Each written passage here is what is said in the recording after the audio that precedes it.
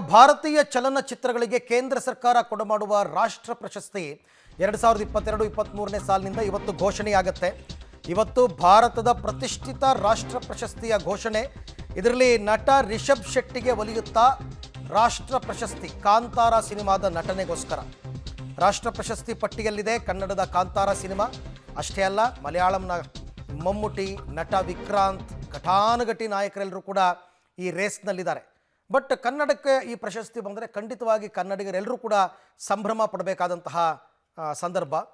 ಹಾಗಾಗಿ ಈ ರಾಷ್ಟ್ರ ಪ್ರಶಸ್ತಿ ಘೋಷಣೆಯ ವಿಚಾರವಾಗಿ ನಾವೆಲ್ಲ ತುಂಬ ಕುತೂಹಲದಿಂದ ಕಾಯಬೇಕಾದಂತಹ ಸಂದರ್ಭ. ಇವತ್ತು ಆಲ್ಮೋಸ್ಟ್ 3 ಗಂಟೆ ಅಷ್ಟೊತ್ತಿಗೇನೋ ರಾಷ್ಟ್ರ ಪ್ರಶಸ್ತಿ ಘೋಷಣೆ ಆಗುತ್ತೆ ಅಂತಕ್ಕಂಥ ಮಾಹಿತಿ ಇದೆ.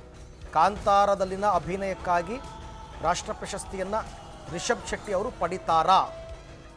ಇದು ಸದ್ಯಕ್ಕೆ ಇರತಕ್ಕಂಥ ಕುತೂಹಲ.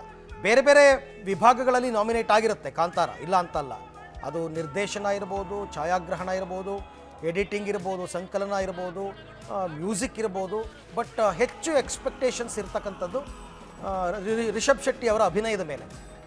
ಹಾಗಾಗಿ ಆ ಸಿನಿಮಾದ ಅವರ ಅಭಿನಯಕ್ಕೆ ರಾಷ್ಟ್ರ ಪ್ರಶಸ್ತಿ ಸಿಗುತ್ತಾ ಅಂತ. ಸೊ ಈ ಸಿನಿಮಾ ರಿಷಬ್ ಶೆಟ್ಟಿ ಅವರ ಅಭಿನಯದ ಸಿನಿಮಾ, ಇದಕ್ಕೆ ತುಂಬ ನಿರೀಕ್ಷೆಗಳಿದೆ. ಇದರ ಜೊತೆಗೆ ಮಲಯಾಳಂನಲ್ಲಿ ಮಮ್ಮುಟಿ, ತಮಿಳಿನಲ್ಲಿ ವಿಕ್ರಾಂತ್ ಇವರು ಕೂಡ ಸ್ಪರ್ಧೆಯಲ್ಲಿದ್ದಾರೆ. ಇವರೆಲ್ಲರನ್ನ ದಾಟಿ ರಿಷಬ್ ಶೆಟ್ಟಿಗೆ ರಾಷ್ಟ್ರ ಪ್ರಶಸ್ತಿ ಬರಲಿ ಅಂತಕ್ಕಂಥದ್ದು ಸಮಸ್ತ ಕನ್ನಡಿಗರ ಹಾರೈಕೆ. ಯಾಕೆಂದರೆ ಇಡೀ ಕರ್ನಾಟಕ ಹೆಮ್ಮೆ ಪಡ್ತಕ್ಕಂಥ ವಿಚಾರ ರಾಷ್ಟ್ರ ಪ್ರಶಸ್ತಿ ಪಡೆದಂಥದ್ದು. ತುಂಬ ಸಿನಿಮಾಗಳಿಗೆ ರಾಷ್ಟ್ರ ಪ್ರಶಸ್ತಿ ಹಿಂದೆ ಕನ್ನಡದಲ್ಲಿ ಬಂದಿದೆ, ಇಲ್ಲ ಅಂತಲ್ಲ.